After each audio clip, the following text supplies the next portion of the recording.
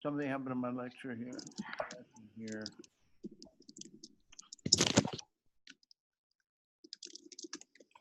Go back in. Come back in.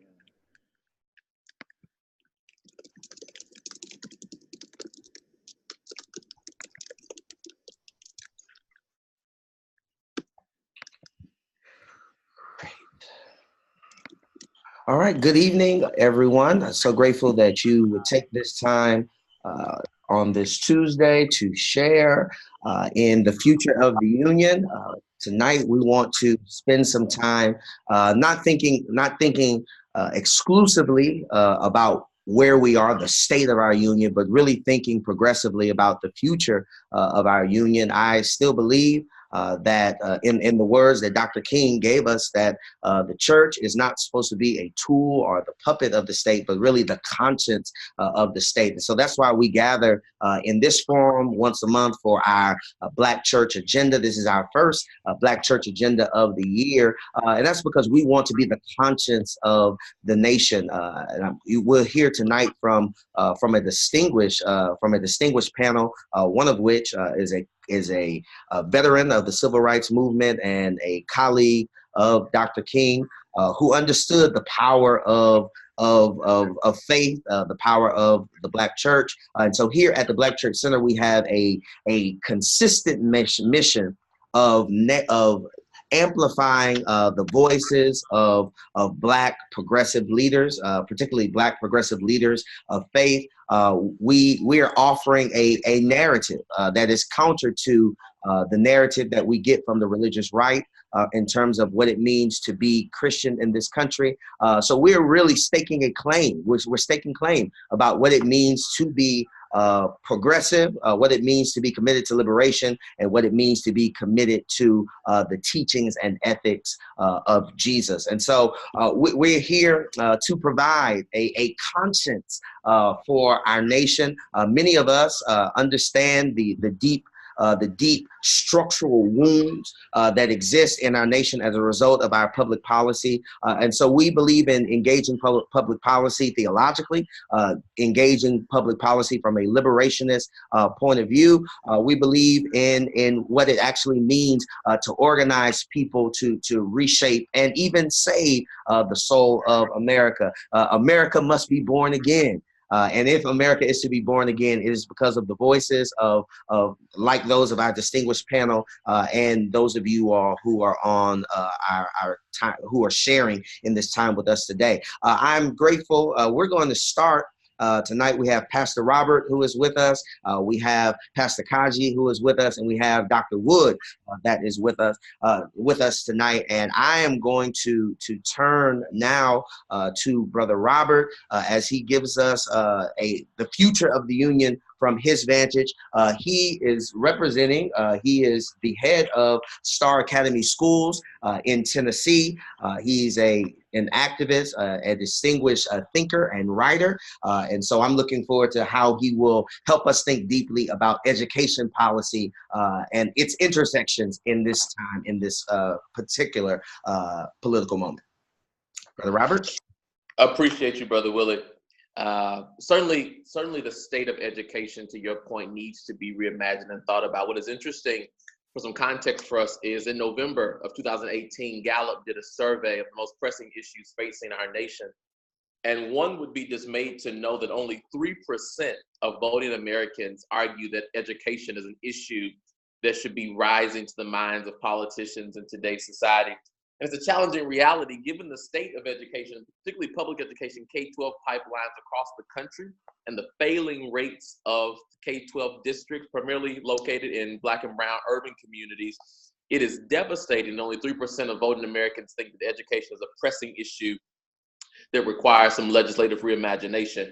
But it's interesting to compare that data point. It's interesting that only 3% of voting Americans say that, because when President Obama was in office, what is unique is 10 to 12% of Americans were excited about the future of education and having conversations on education policy. And yet with our current legal representation and political representation in office, it is tanked to 3%, seeing education as a viable conversation for our nation. So I think we have some work to do in really helping people to realize the arc that matters with regards to education.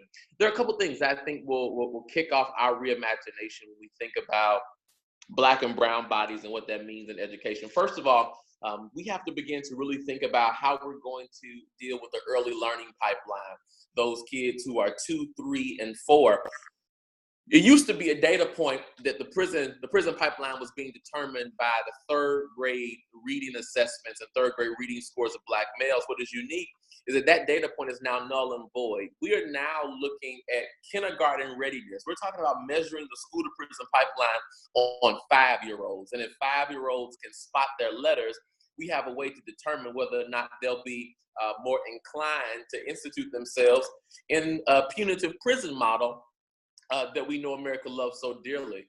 And so that's a major pressing point that we have. Just in Memphis alone, we have 13,000 kids who are in homes up until the age of 5 in a district that serves 150,000 kids. So 13,000 of those 150,000 kids are sitting at a house. They enter their first day of kindergarten at 5 years old, cannot read, cannot write, cannot spot alphabet. And then private prisons are saying those 13,000 are giving us our data points we need now to think about the prison pipeline. That's a major issue we're facing.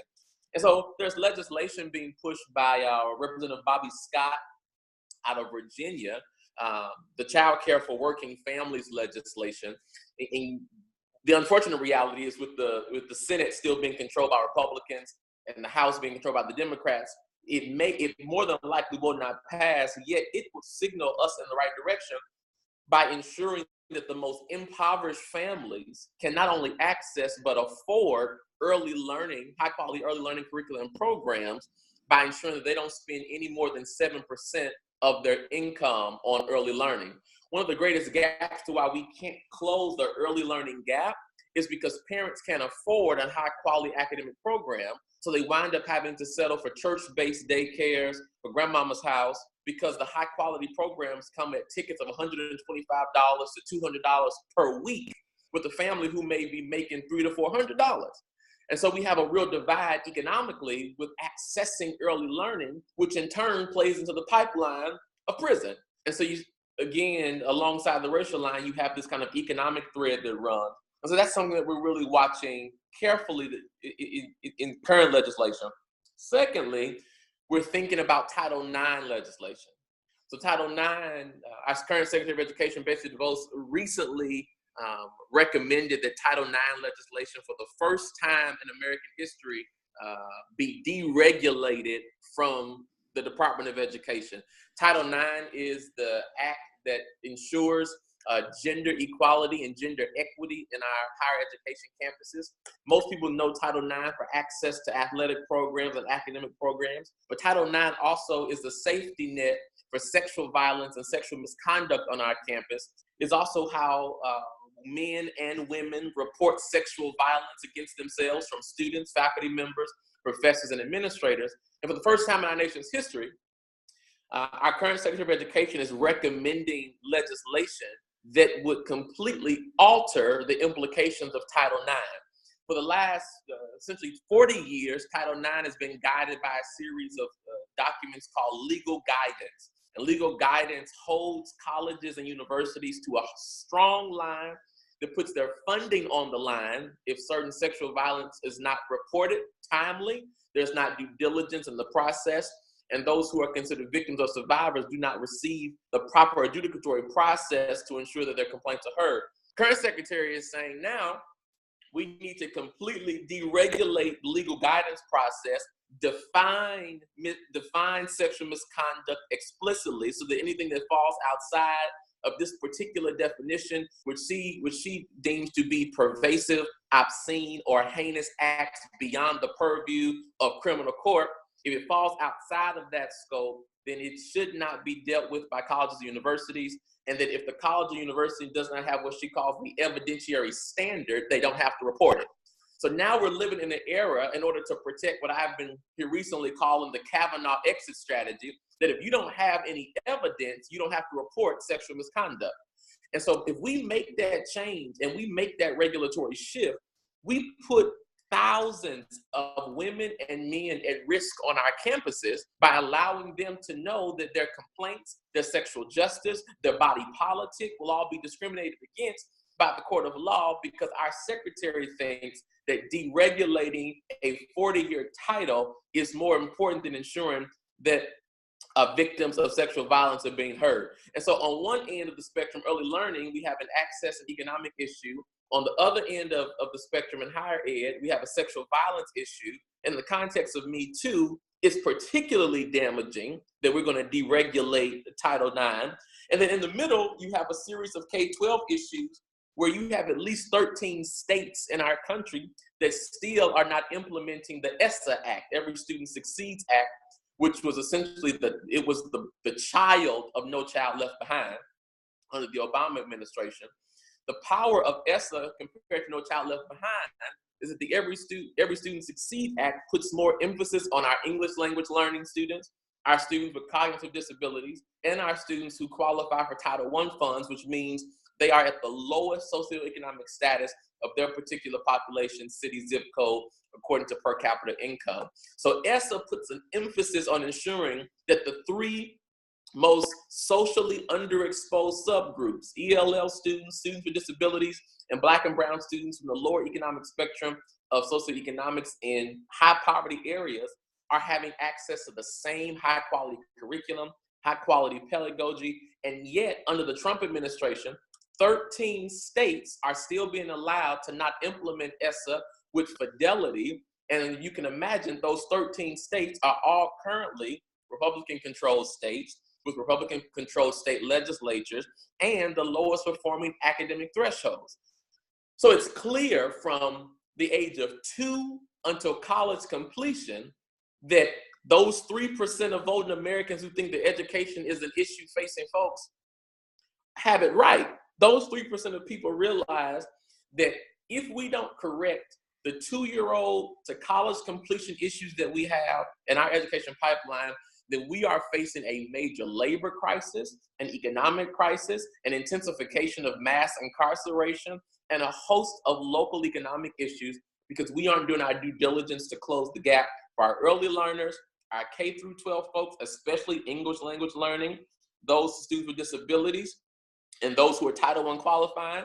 And on the higher ed side, we have to protect women and men who are victims of sexual violence by ensuring that regulations maintained in place for Title IX legislation if colleges are going to continue to receive Title IV funding. And so those are the three main issues that we're watching, and that I think has the opportunity to really reimagine what education means when we think about what the union should and could look like for all folks in this country. Thank you, Pastor Robert. Do you mind saying those three things as succinctly as you just did at the end of your address?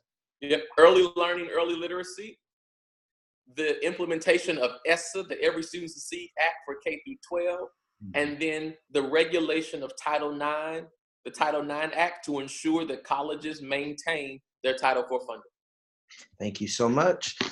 If you have questions for Pastor Robert, you can submit those at the very bottom of your screen. You'll see a button that says Q&A. That's where we'll submit our questions and keep up with our questions. Thank you, Pastor Robert. Now I'm going to turn to Pastor Kaji, who is the pastor of the Park Avenue Christian Church in New York. She is also with the New Sanctuary Coalition, and she is one of our bright stars. And so we're so grateful that she's with us today, and she's going to help us think about immigration. Great. Thank you so much, Pastor Willie. And thank you to everybody who's listening in on this conversation. So I'm talking to you, as I've been saying these days, as an angry Black woman, an African-American woman who has been wondering about where we're headed as a country. And what I believe, I want all of us, especially as people of faith, to keep in mind is that we are watching these United States setting the conditions to re-enslave people of color, particularly Black people, Central Americans, Mexicans, and others, who you are watching being stripped of our humanity day by day and our rights. There's a big test to see what we will tolerate. And I want all of us to keep the long game in mind, in that they are trying to re-enslave our people. So I visited, for example, plantations across the American South, and elements of that form of living that many of our ancestors were subject to are happening right now across the border, as we are putting people in those same conditions with migrants from Cameroon and Liberia and Yemen and Haiti and Brazil and Russia and Mexico and the Central American Triangle. It is not just Spanish speakers, it includes them, but it also includes many of these other folks. And so when I go to Black church conferences and I talk to folks, I wonder why immigration is not on our lips, as if it's not our issue.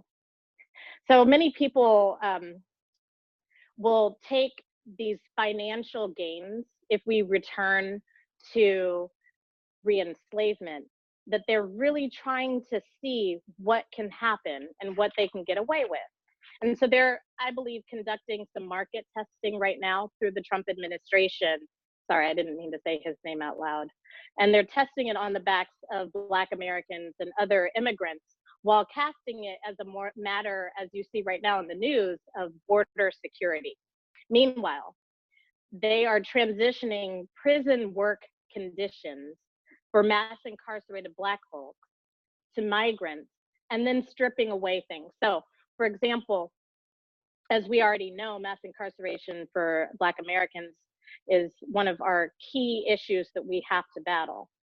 And if, for example, there is a for-profit prison company that is gaining about $70 per day per person for the work that they claim to be doing in a prison, and they may decide to wind up spending $2 to $3 per day per person in that prison, they are spending a tenth of that, which means 20 to 30 cents a person at the border.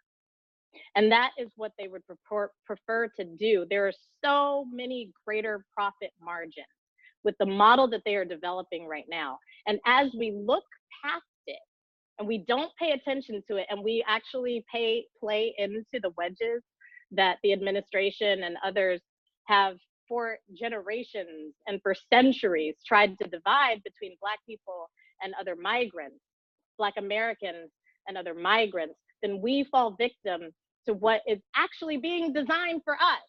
Let's be super clear.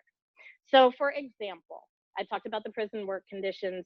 Let's also talk about the 14th Amendment, designed for us, designed for many of our ancestors to be able to gain full citizenship in the US.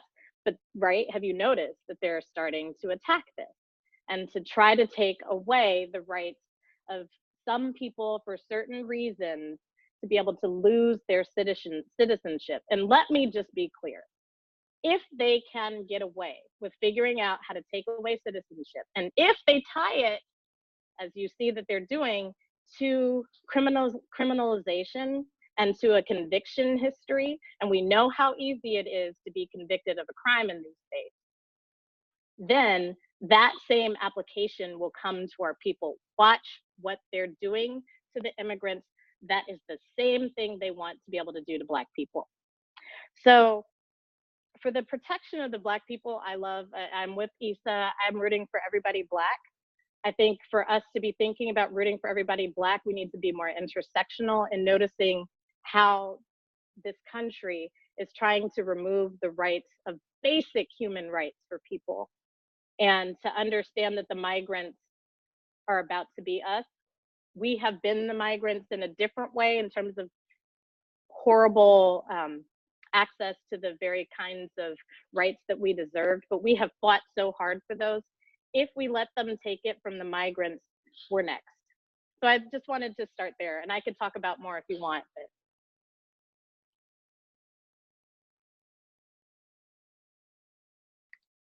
Thank you so much, Pastor Kaji. If you have questions for either Pastor Robert or Pastor Kaji, you can submit those in the Q&A portion, the Q&A button at the bottom of the screen, and we'll engage those questions when we move into our Q&A time. I'm so grateful for our next presenter, Dr. Virgil Wood, who is a civil rights legend who has poured out a lot of his life for a lot of the rights that we take for granted. He was on the front line of all of the fights that we have come to study, that we've come to benefit from the 60s and beyond, but the 50s and 60s in particular. Those famed moments that we celebrate, that we often use to over-romanticize Dr. King. He was right there with Dr. King, and so I am grateful that he is among us on the earth, and that we can draw breath at the same time he draws breath, but that he was willing to share today. He's had at least 3 speaking engagements today alone, so I'm grateful that we are his 4th, and that we are excited to hear the wisdom that he'll have as he does a kind of Sankofa moment for us, helping us look back so that we can move forward. So, Dr. Wood, it's all yours. Thank you so much. First of all, I want to thank you, Pastor Willie, and your colleagues. I think about where 2 or 3 are gathered in Jesus' name, something significant happens. And so I don't want us to discount in any way how many there are of us here in this conversation.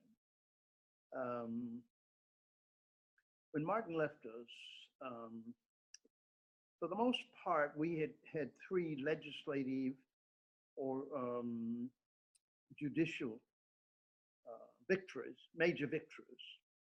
And that was because we marched, or when we made a demand, whatever, we had already done the research on all aspects of it. And we knew that when you go up against this, the giant, we have to know the depth of its evil. Is it? I'm sorry.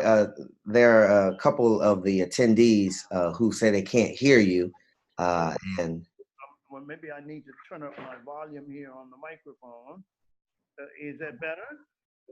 Let me pick up my notes. I dropped my notes also. 1 second. I can hear.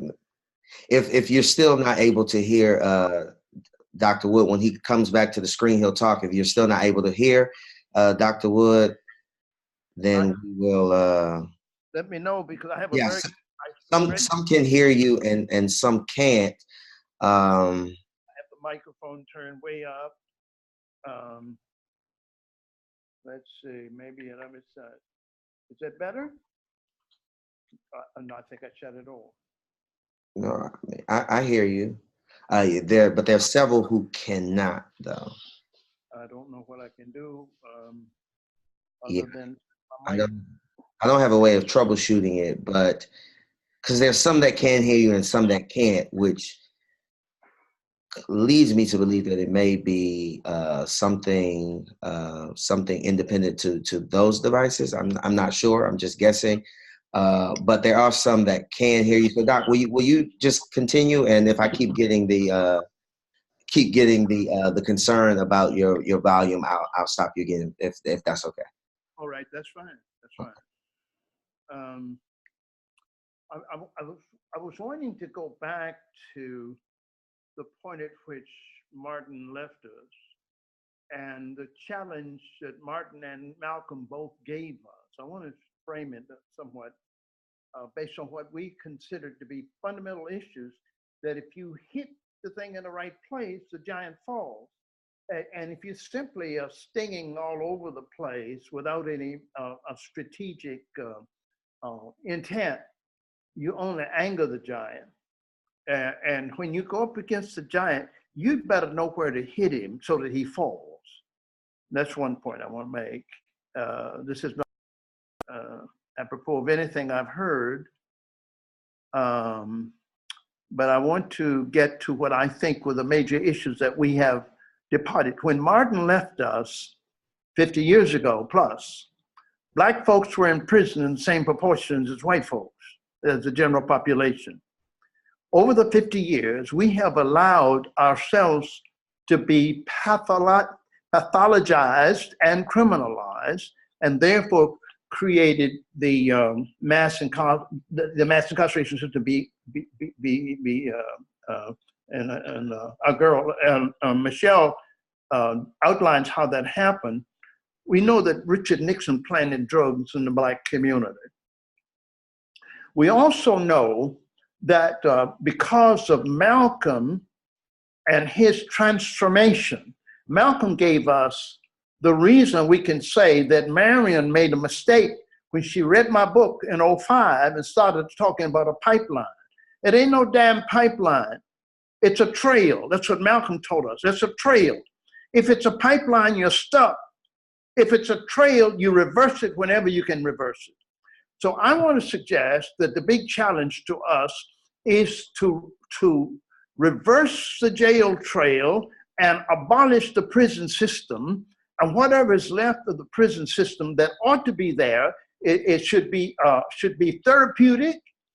Some nations have that model of what we call incarceration is hospitalization. It's healing people who are broken. So if you can break people down and then criminalize them and build an economy based on that, it's not smart, I think, to do the counterpunch on something that could be reversed if we could address both the situational variables and the personal and the communal variables. And right now, for example, I remember when I had my work in Boston for 10 years, the slums of Boston. We learned how to get the brave brother who's in the cemetery, the crazy man in the cemetery. This is what we got. We got brothers and sisters who are going to engage the criminal justice system. We are so slow to deal with the personal and communal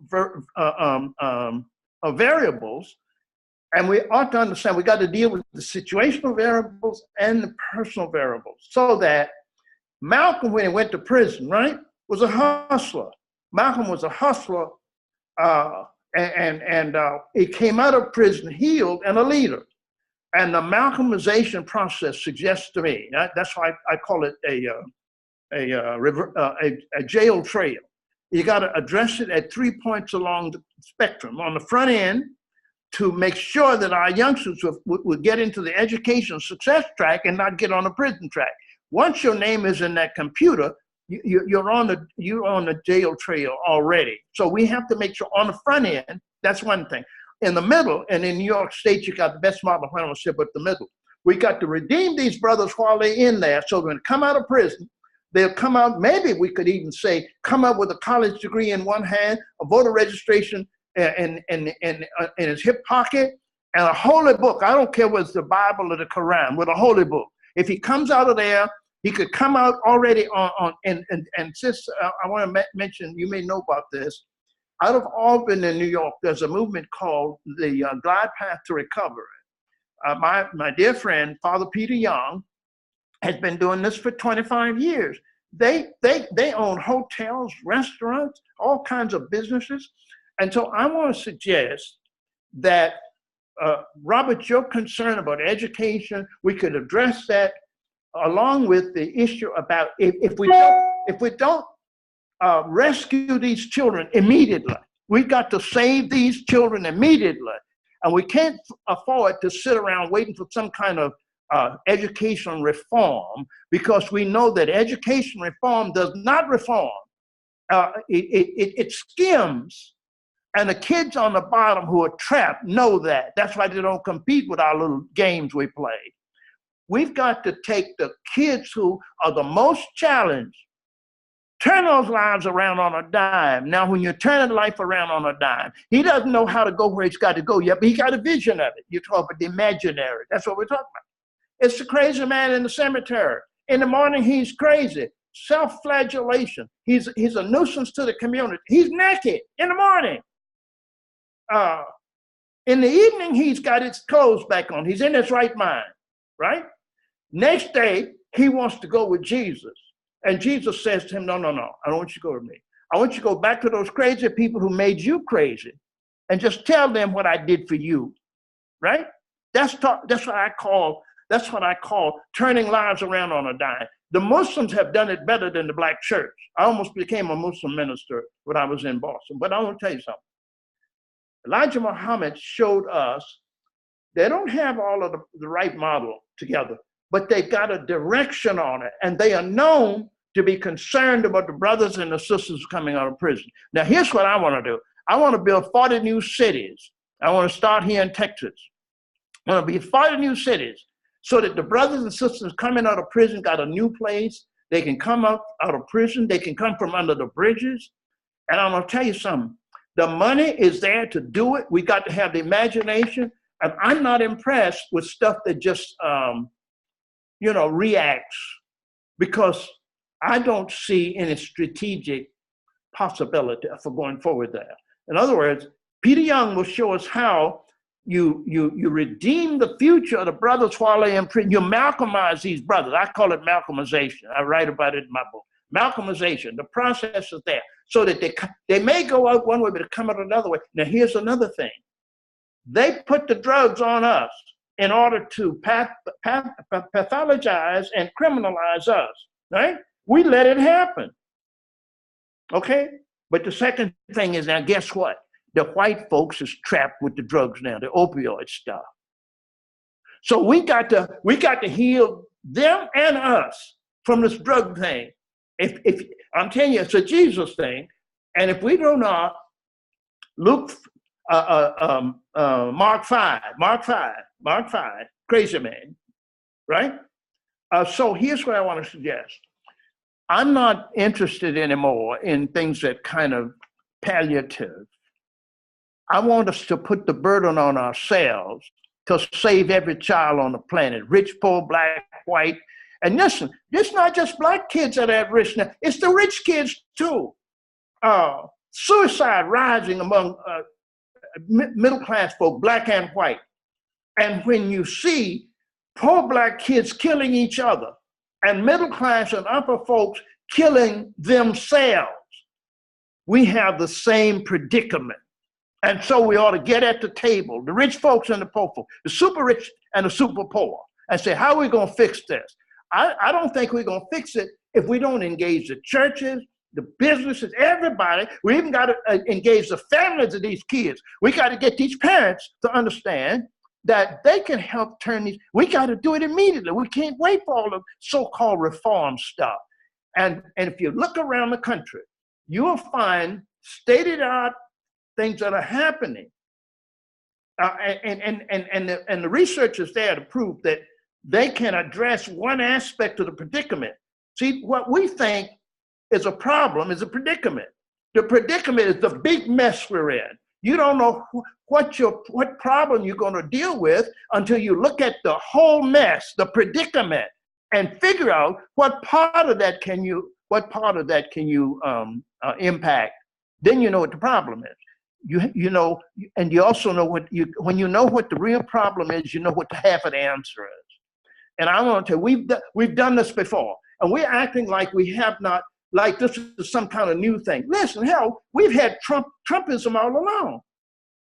What is Clarence Thomas and Willie Horton but Trumpism with a smiling face? Hell, I'd rather have the fascists tell me that what he's going to do, because I know what we're going to do too. We are just too afraid of this thing. We just act like we run around asking white folks, can we matter? Hell, we matter because we decide we matter. Don't ask them, can I matter? Tell them, let's act like we matter. And if you hear my pain, I'm suggesting is we need to spend more time getting our strategies together. You can work on one thing. If you don't know what you're doing, you'll exacerbate the whole situation because you work on one piece of it and you don't have the strategy right. All you do is to send the dysfunctionality to another place in there. I'd like to see us, Leon Sullivan, before he launched his movement in Philadelphia, he had those 450 black preachers to meet every month with him at midnight, right? At midnight. They met for 2 whole years getting their strategy together. And when they unveiled their strategy, when they hit those corporations, Doc, it didn't take but 2 weeks for them to bring those corporations to their knees. And the other thing is, we got to go into the upper room and get our strategy together. We seem to have to tell, when we figure out where the white man's weakness is, we got to go tell him we know where your weakness is. Operate from the knowledge base that you have about what his weakness is. But when you tell him that you figured out his game, he just get another game.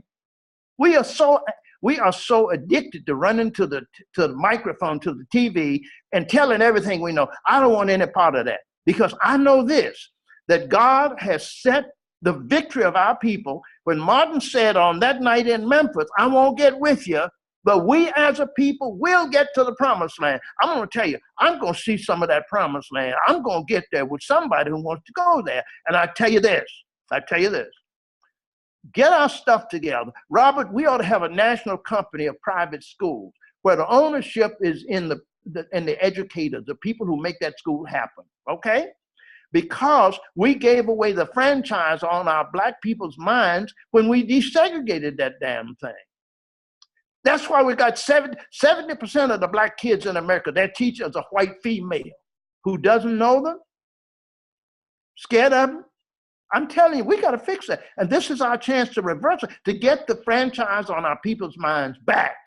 And so what I'm suggesting is black folk need to go in a corner and get our whole black agenda together, right? Once we got that, then let's work with other folks. You can't fix it for everybody out here. I want us to focus, and we don't need everybody who's got a little something they want to do. Martin told us what we had to deal with: the poverty, with the racism, and the militarism.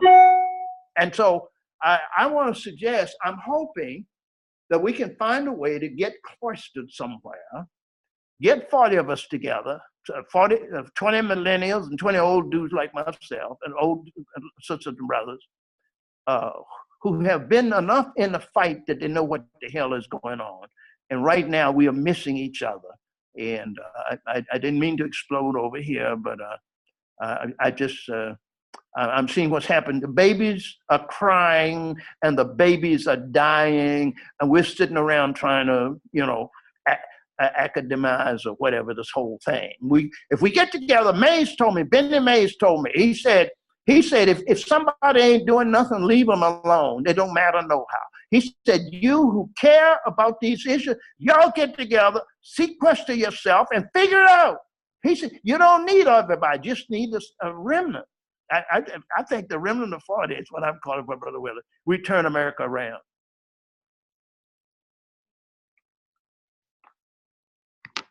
Thank you, Dr. Wood, for sharing this vision for a way for us to move forward and really think about what does it mean to push us closer towards structural redemption. So I do appreciate you leading us and sharing with us in that way. Again, if you have questions, some questions have come in. And if you have questions, there's a button at the bottom of the screen, says Q&A. If you're watching us via Facebook, we have someone monitoring those questions as well that will be piped into this session, piped into this platform. So if you have questions, I encourage you, implore you to please contribute to the experience with your curiosities and your comments. I'm going to ask a question for Dr. Wood in terms of it's a more general question, but it helps us to look back in the 400 years that we have been in this nation. This year marks 400 since the Jamestown arrival of of Black bodies. Can you help us just in maybe giving us an arc of where you have found hope in the Black experience in America? In these 400 years, where's the hope really shown forth? Possibilities for transforming ourselves and transforming this nation.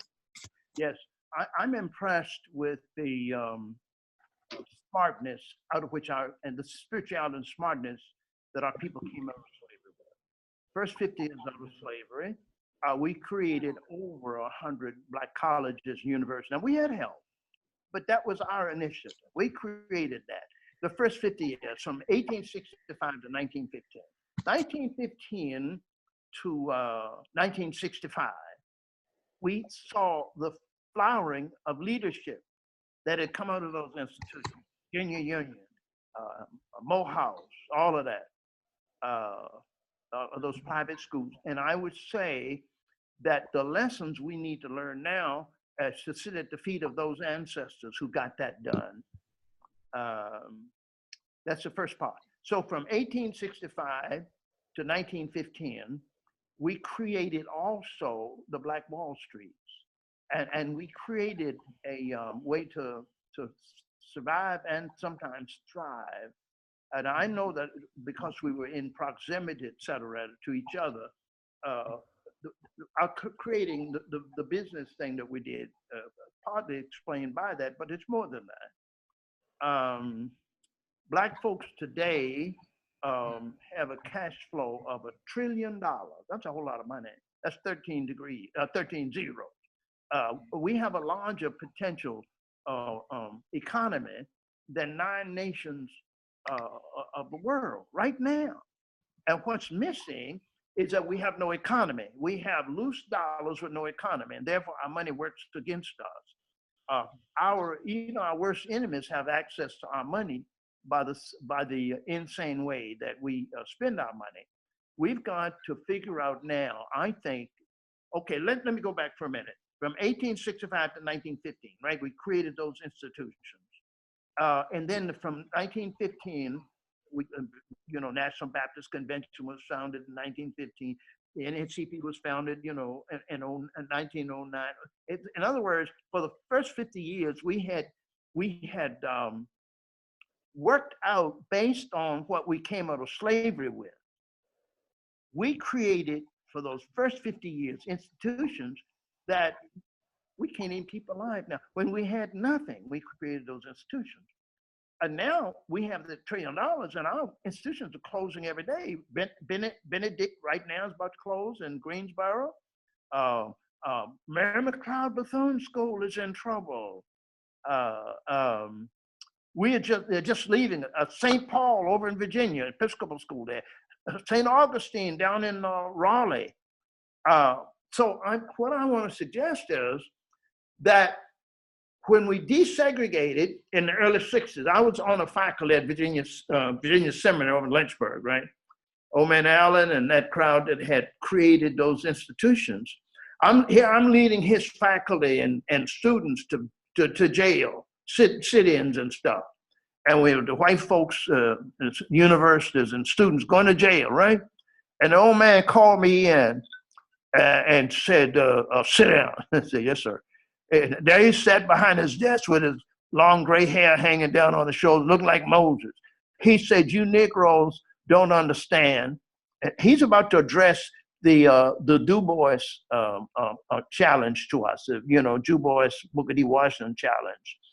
He said, you don't understand that you're going to, in the integration game, you all are going to do the entering, and the white folks going to do the grading. What did we do? We relinquished, and I know the value of what we've gotten from the Harvards in place. I got some of that too.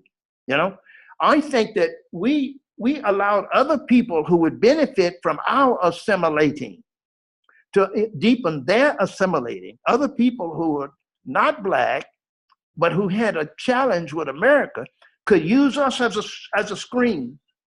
The assimilationist model does not give you power. Love, power, and justice is what we got to talk about. And you got to honor the autonomy of who you are, but that doesn't mean that you are doing some separatist thing. You are putting yourself in a position to be a credible partner in the work of America. Right now, we are not a credible partner, not because we don't have the resources. It's simply that we have not mobilized and organized our resources. I'd like to suggest that the Montgomery movement teaches us an awful lot about how to mobilize ourselves. Rosa Parks refuses to give up her seat on Thursday night. By Monday morning, the Black folks are moving as one person. 50,000 people are moving as one person to boycott the buses. They're so successful, they plan to do it for one day. They were so successful, they said, we're not going to stop. And for 381 days, they brought that company to its knees. Now, the problem is that they wouldn't listen to old man A.G. Arthur George Gaston, who went over there and said, you got the bus company on its knees now.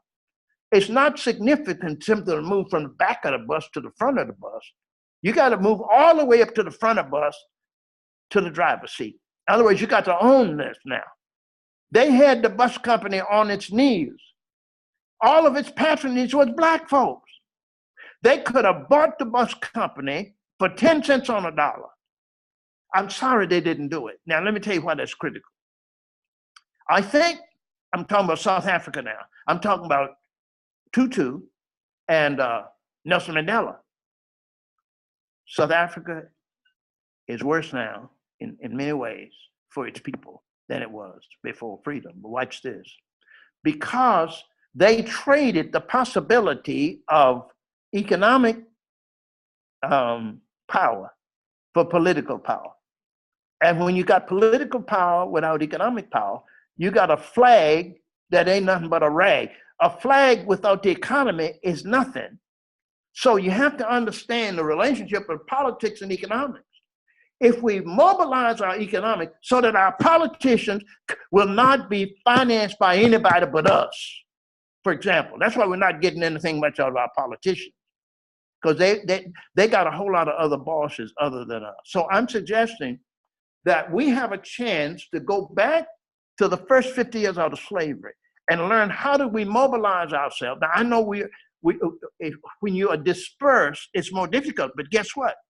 The new technologies allow us to be in relationship, wherever we are, however spread out we are. The new technologies allow us to mobilize and focus our resources around certain strategic interests. And I want to suggest that it's not too late because somebody's going to have to fix America now. And there's not much hope for the folks who messed it up. Thank you, Dr. Wood. I definitely appreciate the Talikian drop you had in there, and also love, power, justice, and also helping us to think. You didn't use you didn't use these terms, but it got me thinking about what is Reconstruction economics? What about the economic genius and the ingenuity? The entrepreneurialism that existed in those fresh years out of slavery, and how engaging that could be helpful. So hopefully we'll hear more about that as we go on. Pastor Kaji, you responded to one of the questions that was typed in. If you want to address it now live, you can. Those two questions that are addressed to you, you can enjoy that experience now. Oh, right. Well, I want to thank Ronald Galvin, I believe it is, for his excellent questions about, all right, it sounds like an intriguing possibility. Let's say that we do start to engage as a Black American community more directly on issues of immigration, and we want to be intersectional. How willing are the non-Black communities interested in being intersectional towards us? And I would say that I've been thinking a lot about this as I have been involved in the Women's March and in other movement moments in which intersectionality as a word has been thrown around with a lot less interrogation and examination than is required for the strength of what it could potentially offer. But what I would say is that I think that it's always important to take a very close look at what is happening around us and seeing how it can impact us. And it can be very possible to have what may turn into tunnel vision as we try to focus on what we think are our issues. While we miss, I mean, because it's great to be focused, right?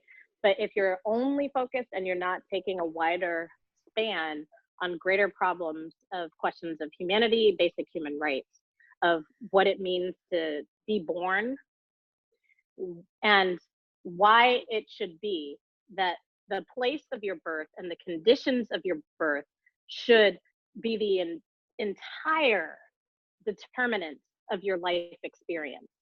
That very much speaks to Black people, Black Americans' problems.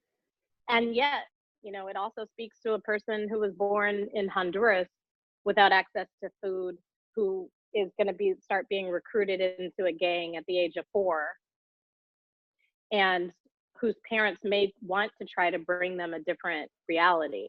So I think that I try not to, I'm a pastor, so I don't set conditions on what someone has to do for me to love them. I don't set conditions on what has to be perfect in order for me to start listening to people. And this is something I think about also just tangentially about leadership development in general in this country. I'm watching what we're doing with leaders and what we're doing with people who wind up stepping forward in some sort of position of authority and of offering some possibilities for how we might restructure ourselves around a more justice-based life. And we are very quick to cut people down with some conditions before we're even willing to see how there might be a way that we could work together for the sake of something broader. And so I would not promise, I've been doing immigration work for the past 10 years. And I wouldn't promise that it's not racist, because it is.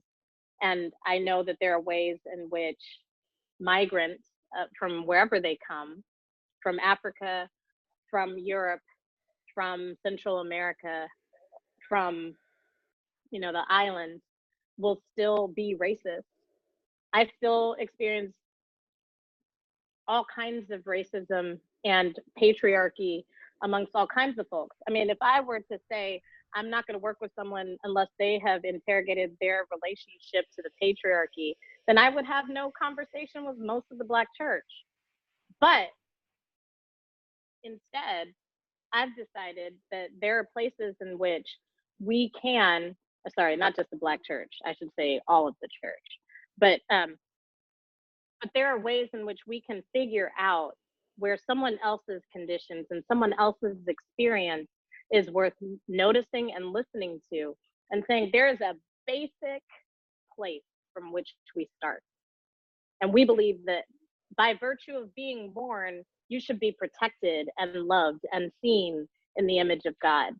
And that's what I would hope to call us into. And also, from the whole notion of self-interest, we should see that the training ground for the very worst conditions for Black people is happening with Central American migrants right now at our country's border, southern border. So I'm just saying it's kind of a both and, but I don't want to set conditions. And I wouldn't promise that we would get the kinds of promises that we would like to be able to be in conversation and relationship. There's a related question that was given from Brother Galvin. A question really about, I interpret it to be about Black diasporic solidarity here in America.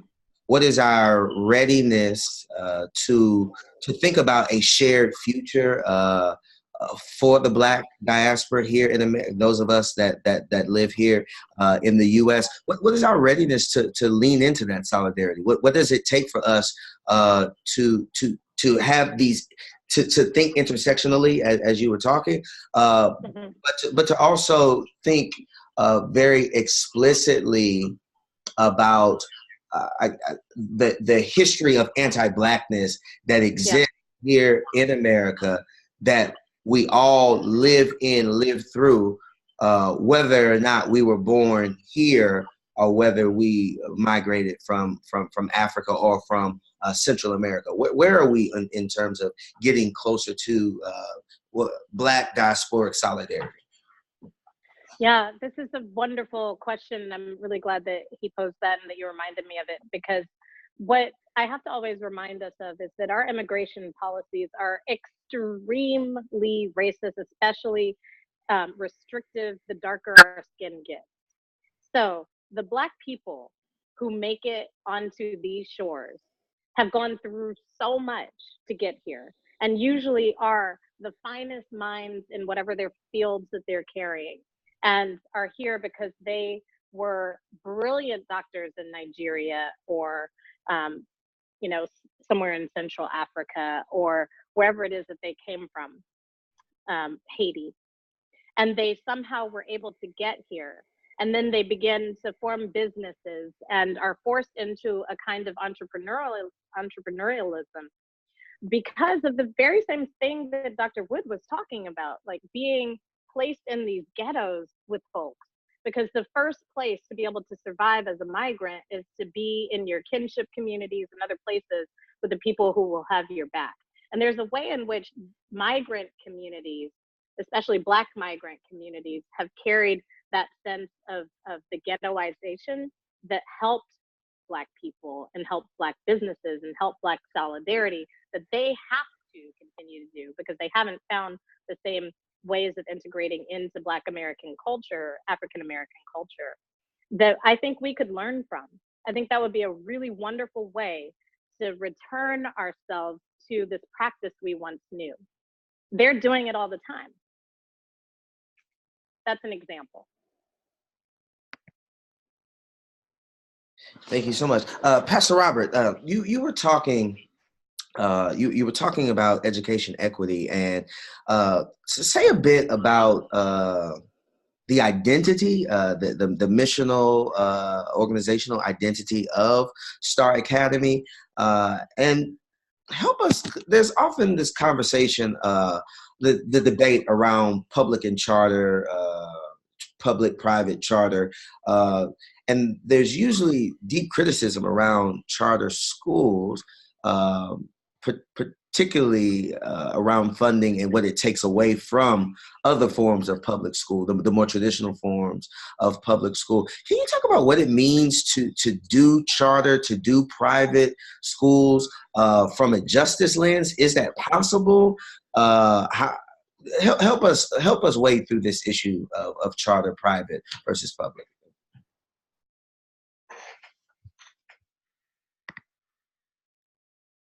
You gotta unmute yourself, please. There you go. Is that better? Yes.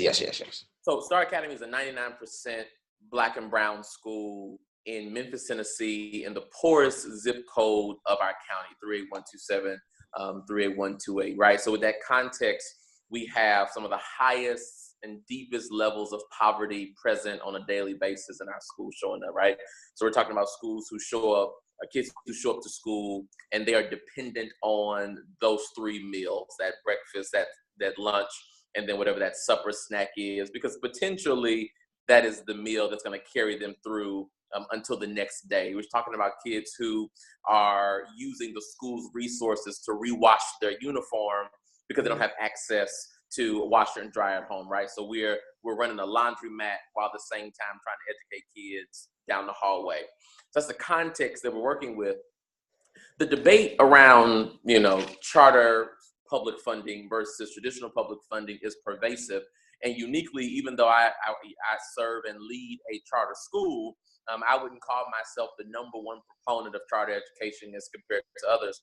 I think what has to be at the forefront, though, when we talk about equity work, is that charter schools have an opportunity that oftentimes district public schools do not have in thinking through how do we secure resources, curricula, and pedagogical style that actually meets the needs of the kids we serve, right? So when we think about traditional public schooling, it's very similar to Dr. Wood's concept.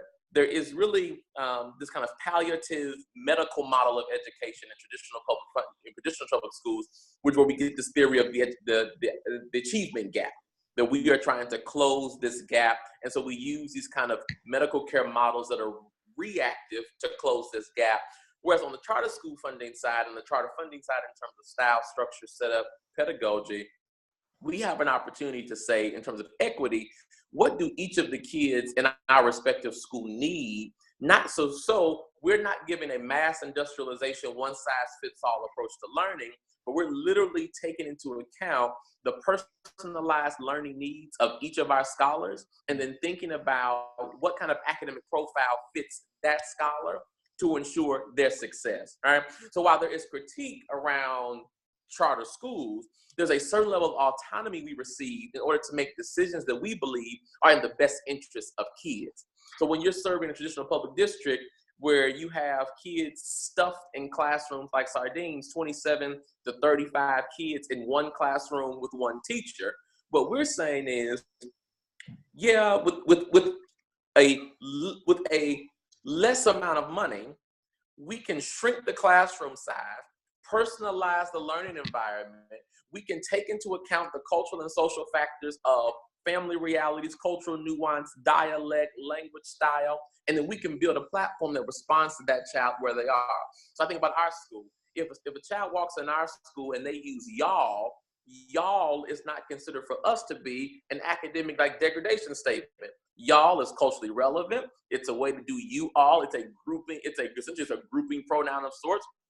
However, in traditional public schools, particularly to Dr. Wood's point, when you have white female teachers leading and guiding Black and brown kids, y'all is considered to be inappropriate grammar, right? Or inappropriate syntax. And so, but we get the opportunity to say, no, that's a nuance of cultural reality. We understand the subtext of why that child says y'all. We know that y'all is a byproduct of how they communicate at home. So they're simply using their informal register in a formal context, and we will show them how to make that bridge. And so while there is critique around charter, there is equity work being done in our schools in the sense that we're able to level the playing field to ensure that Black and brown kids are able to show up with their whole self in the classroom, right? And so I think that's a part of the conversation that people often don't talk about when they talk about charter education, is they don't want to deal with the fact that we allow Black and brown folks to show up fully present with all of their stuff Monday through Friday in ways that traditional public schools don't traditionally allow. And so by allowing that level of equitability inside of the classroom, we're able to transition learning. We're able to have higher academic performance. Our interim assessments and formative assessments come back higher because our kids know that all of who they are can show up when they're assessing, when they're writing, when they're reading, when they're engaged in debate. And by allowing that level of presence, we're doing in many ways what traditional public funding schools were at one point they were able to do. Community schools used to be the leading academic achievement indicator for a community. If the community school was doing well, we know that local economy was going to typically do well. So what we're thinking about doing now is how do we reimagine the engagement of the community school in another model where we're allowing full identity, full presence, and pedagogical innovation to show up in order to do our work and to continue it. And so I don't see charter schools as a competitor of traditional public schools or of independent schools. I think all of us live in an ecosystem together, and we have to be able to put kids in the right context that works for them. I've served private, I've served boarding, served college, and now I serve K-8 charter.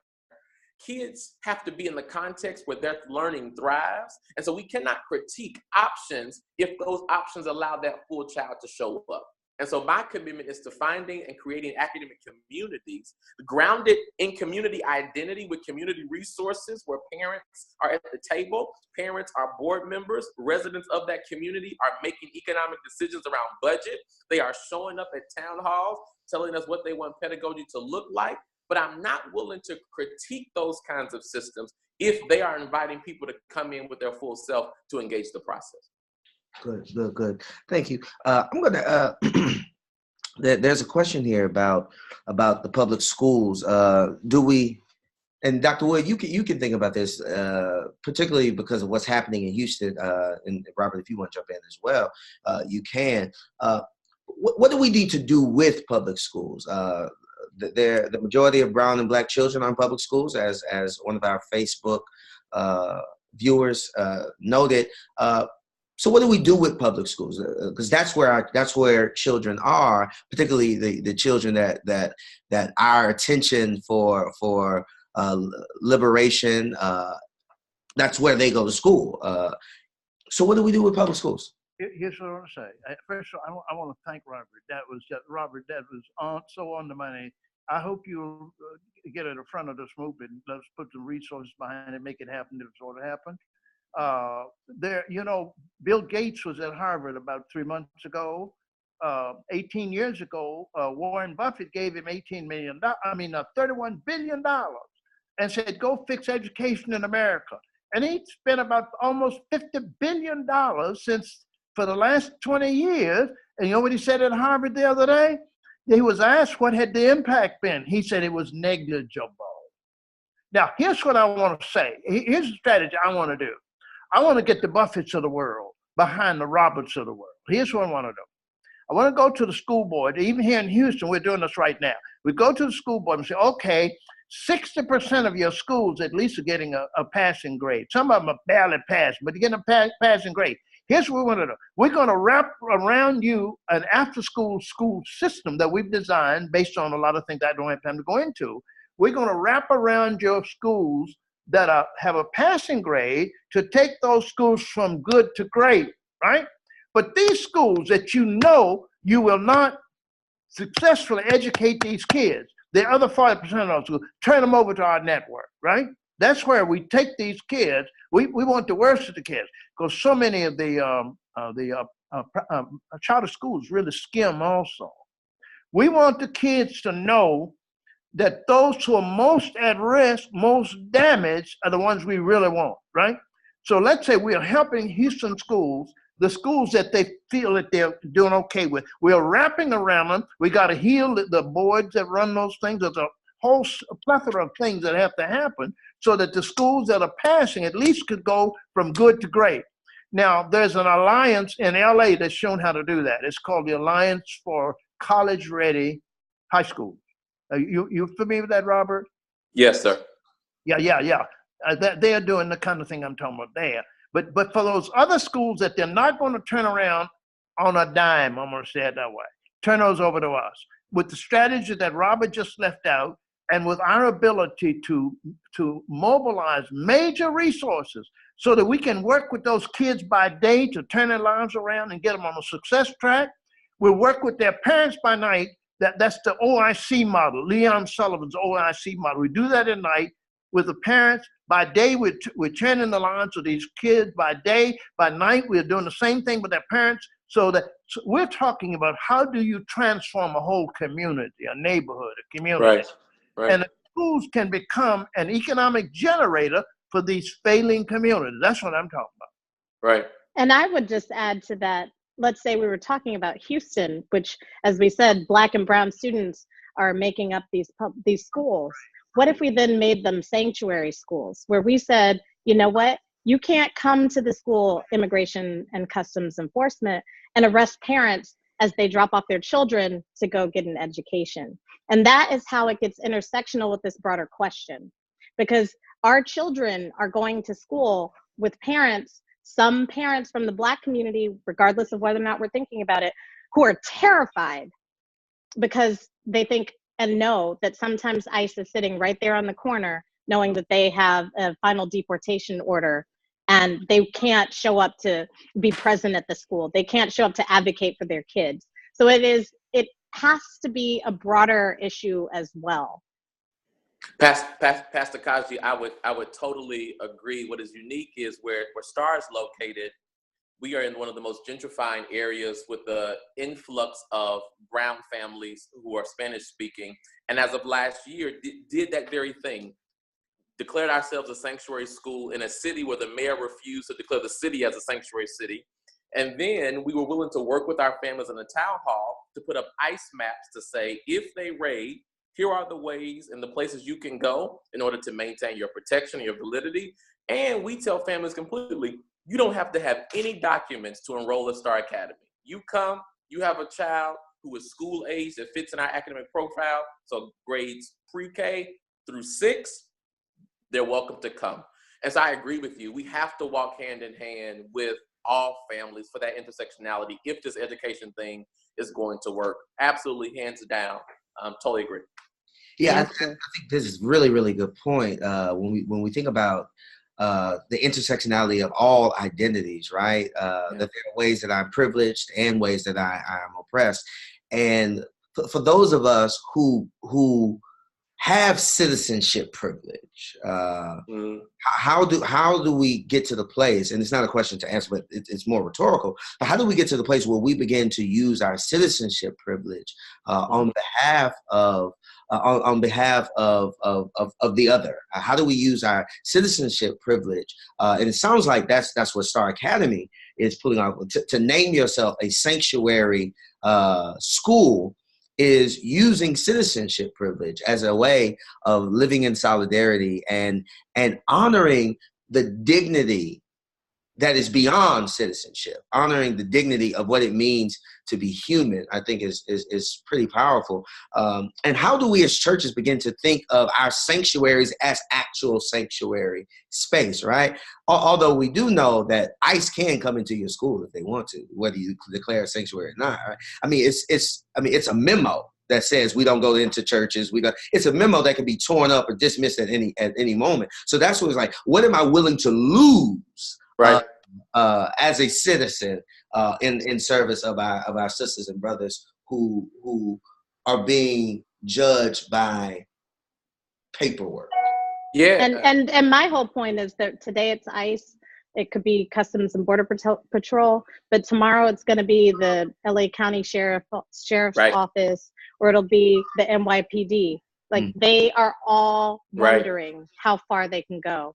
And so if we cut it off from the beginning, from jump, and say, no, there are certain places you will not go, or as the memo goes, sensitive locations, it has to stay sensitive. And if we become desensitized, then everything is up in the air. I agree. Brother Willie, something that we've been committed to doing and having the conversation about is, sure, they can come, but our office staff, our teachers, our security team, everybody knows that's a line we're willing to risk should they come to our front door. We will not give out records. We will not disclose student information. We will not discuss family. Our kids are protected by FERPA.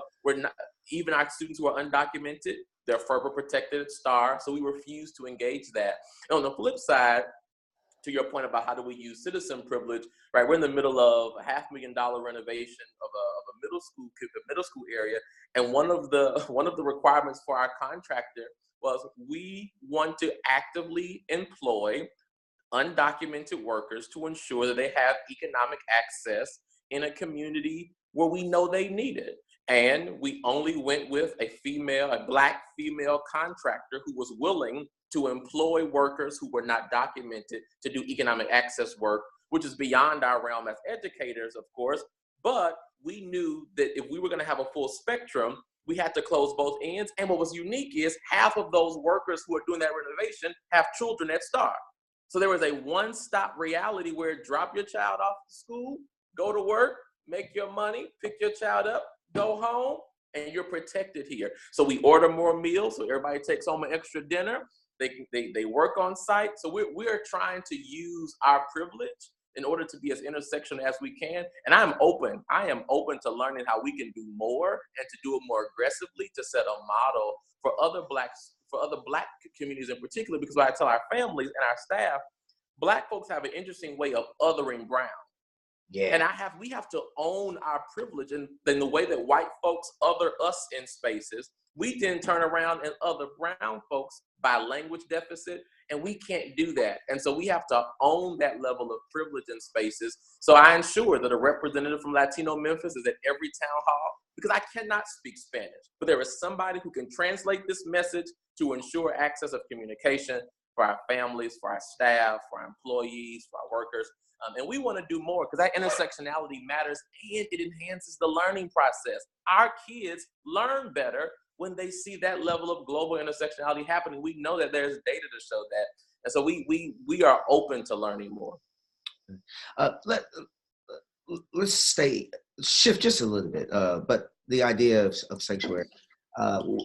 We just ended the longest shutdown in our nation's history, and it was done in service of maintaining cherished whiteness or maintaining white supremacy, but done under the guise of national security.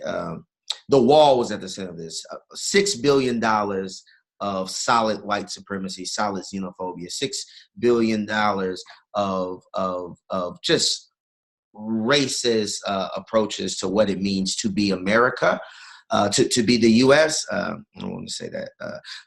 How should we be talking about the wall in our maybe in our schools? How should we be talking about the wall in our houses of worship? How should we be talking about the wall at dinner? What are we supposed to do with this wall? Because in 2 weeks, 3.5 weeks, we could be right back where we were Friday. Yeah, the wall is a sham. It is a complete sham. It is a psychological tool to help people to build a wall around their whiteness.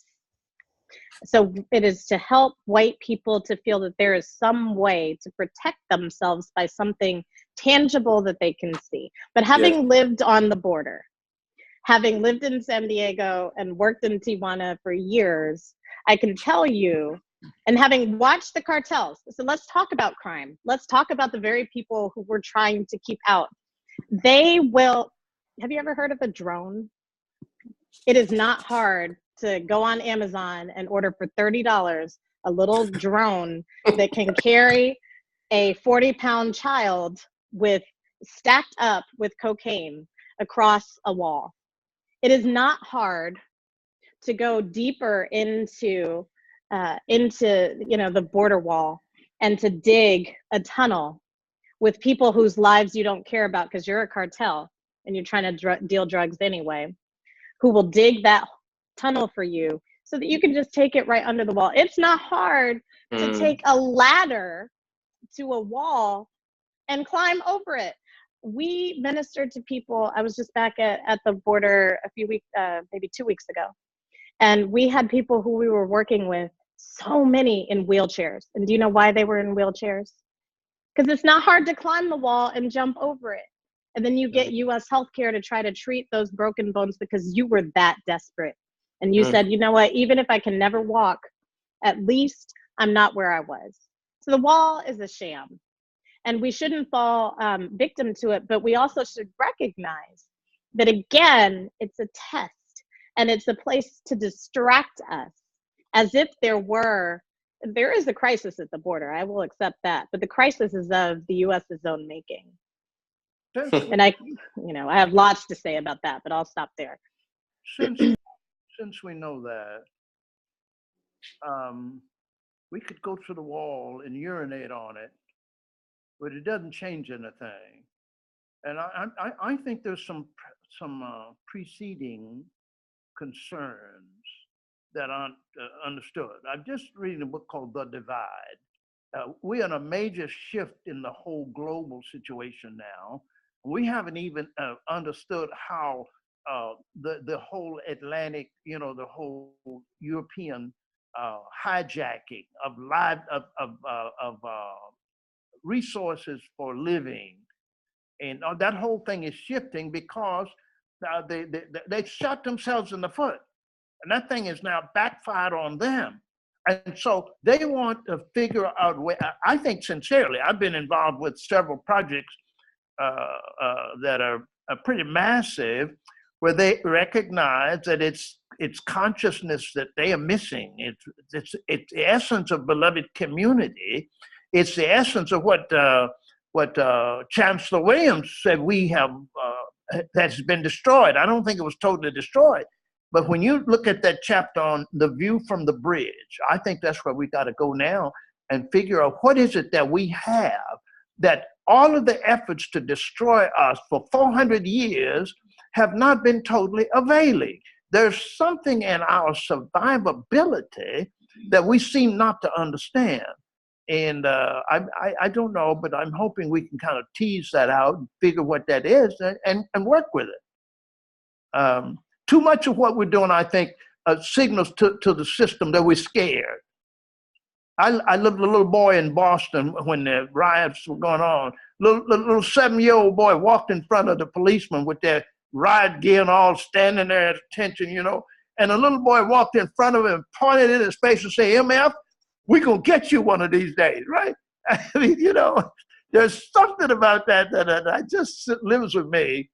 Total, I think it's courage as well as, you know, not really knowing all the danger, but there's something there that we need that I don't think I'm hearing across America right now from Black folks. Yeah, I agree with you, Dr. Wood, because I think that our fear and how our fear is defined has never been the ways that have been dominant in US culture. Right. Because when we hear the word security, it's already clear that it doesn't include us. We build our strength. We put on a different kind of armor as a community. And I think that we have to re-examine more and more where our strength will come from, what it is appropriate to be afraid of, and how to use that fear.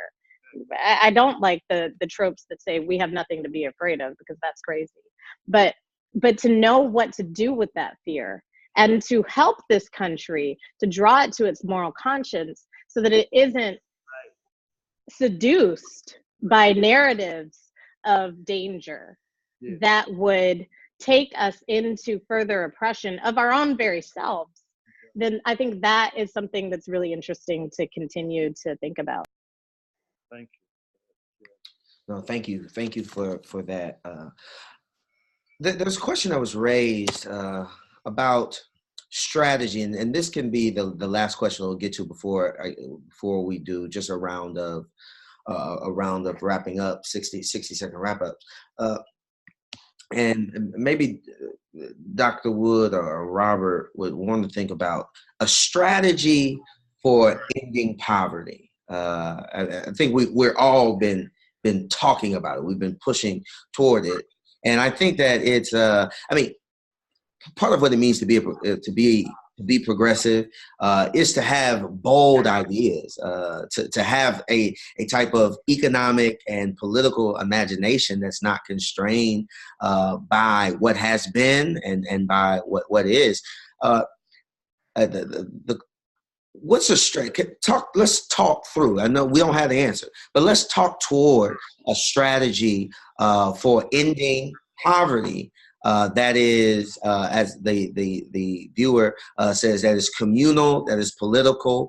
That's communal, that's political. There was another way she said it as well, but you all get the heart of what I'm saying. How do we talk about one? Yes, a strategy for ending poverty in America that is political, economic, and communal.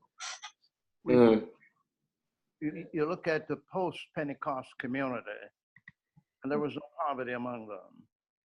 There are dynamics in the resurrection community that help us understand some of the direction. I like what Robert said about the way they make sure that children can deal with hunger that is here today. I think we've got to have some strategies, one that can end the root cause of poverty in a generation. It's going to take a generation to fix that, but in the meantime, people got to eat. So we've got to maximize all the ways that allow people from day to day to have that daily bread. And I think that's one kind of way to think about it, Robert.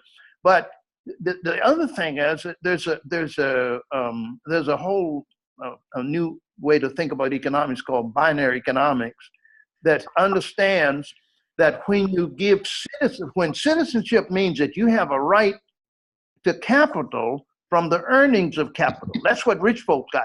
When they sleeping at night, their capital is working for them. So if we would pursue that, it's like a capital homestead program where the government gave free land to white immigrants in 1862, and which account for 40% of the wealth in America today. So I would like to suggest that the brothers and the sisters who have to live on, day-to-day kinds of stuff, if they can see hope in a real a strategy that can change it, they will get involved in making it happen. We've got to have their energy in doing it. They got to believe that it's not a pipe dream, but at the same time, somebody is standing with them in their predicament right now. And I had that for 10 years in Boston. I think that's some of it, maybe, anyway. Yeah. Thanks for that. Go ahead, Brother Rob. I think to push Dr. Wood's point to a degree, and to take a bit of a twist, when you think about Black Wall Street, I'm particularly thinking about Black Wall Street as it was situated in both Louisville and Oklahoma, respectively. Black Wall Street was a Black ecosystem that was not just economic, but there was a school, there were arts and culture centers, there was church, there was food justice, there was entrepreneurialism happening. So it literally was an ecosystem where Black folks could live, learn, work, and play all within a given radius. And within that radius, when you look at essentially the second wave of migration, so you look at 1944 to 1960, there are no high documented levels of poverty in those pockets where Black Wall Street was situated, because that dollar kept turning that radius. When you look at K Street in Louisville, when you look at Greenwood Park in Oklahoma, they created that nucleus where the Black folks who were the financiers and the millionaires of the time, they weren't afraid to put money back in the community where other Black folks existed. So their philanthropy was also introspective, and their philanthropy was inter-community. And what I think we have to be honest about when we talk about eliminating poverty, particularly Black and brown poverty, is I have an issue when you look at Black philanthropy that is not inclusive and Black philanthropy that is not equitable. So you have Black philanthropists, billionaires, who will give Black folks $1 million and will celebrate for $1 million, but they're a billionaire. Yeah. And so we can't create those kinds of Black ecosystems if Black philanthropy is also going to stratify itself in the way that white philanthropists and white folks have done with their access to economic power. And so I think in terms of this idea of a strategy and a model for eliminating poverty, we have to also find a way to convince the Black middle class and the Black upper class and the Black 1% that they still ain't free. That just because they're a billionaire, they're not free yet, right? And so if we can convince them to recognize their bondage within their wealth, then we too can begin to recreate a reinterpreted and reimagined version of what a Black Wall Street could look like in 2019. I just want to echo that, because I can't think about imagination without thinking about Dr. Emily Towns, who talks about the fantastic hegemonic imagination and how hegemony tries to implant phantasms into our minds that teach us that, oh no, there isn't a charity worthy of my giving now that I'm a billionaire, because nobody's thinking like I do. And I talk to Black billionaires. Yep. I'm here on Park Avenue in Manhattan. This is exactly my market. So now I'm talking to you as pastor of Park Avenue Christian Church and not as much of my new sanctuary work. But let me just tell you that I talk to Black billionaires who give like $1,000 in philanthropy a year, and that's to their alma mater. And they haven't figured out how to undo the phantasms that have taken away the sense of worthiness of their giving. And this is a project. It is a very interesting project, because really, if we could think about how effective it would be to infuse that and not assume that these folks know, because they don't know. They're just following whoever they follow on Twitter. It is, and that itself is not structured by us. And it is in many parts, as we know, structured by Russia. So like, we have a whole project to do to reform the imagination so that we see Black thriving. Yeah. And we sort of take away the ghosts, the phantasms that would tell us that there isn't worthiness or possibility in the Black community. And that is a whole project that we aren't spending that much time on. So I would love to talk more about that. one day. Yes, yes.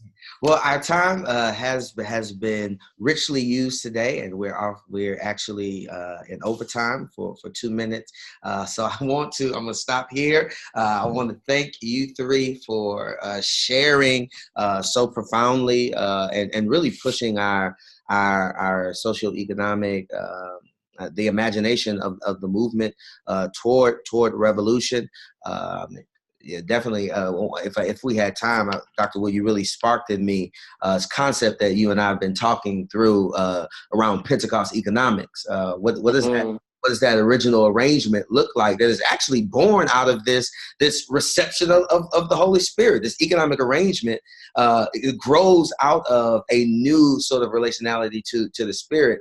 So we definitely need to have a conversation about that in the near future. But thank you guys. Thank you everyone for sharing today, for sharing your evening with us. We will convene again for another Black Church Agenda on, let me get you the time, on February 26th. February 26th, we'll convene and we'll be talking about economic justice in particular. And as we go, I just want to tell us the Black Church Center's policy priorities for the next 2 years will be around voting rights expansion, a federal jobs guarantee.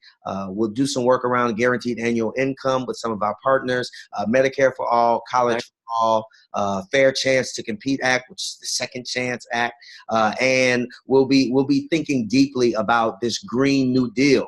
And if it's really going to make it down to our communities, to communities that have been othered, criminalized, and marginalized. So that's what we're going to be doing in terms of our policy agenda for the next 2 years at least. I want to thank again our founder, Dr. Delman Coates, who's not with us today. He is on travel, and he would obviously always be here with us. So I'm grateful for him and for the leadership that he gives to our board and for trusting this organization over to me. So thanks everyone. I look forward to your comments. This will be made this video will be made available to everyone who's on the call today. I'll make sure that a link to the recording is a part of that. It will also be stored on YouTube, and we stream via Facebook Live, and so it's on the Black Church Center's page on Facebook, and you can find it on our website, theblackchurch.net, theblackchurch.net. So thank you again, and I hope you have a great night and a warm tomorrow. You too. Thank you so much. Thank you, Brother Willie. Take care. Pleasure.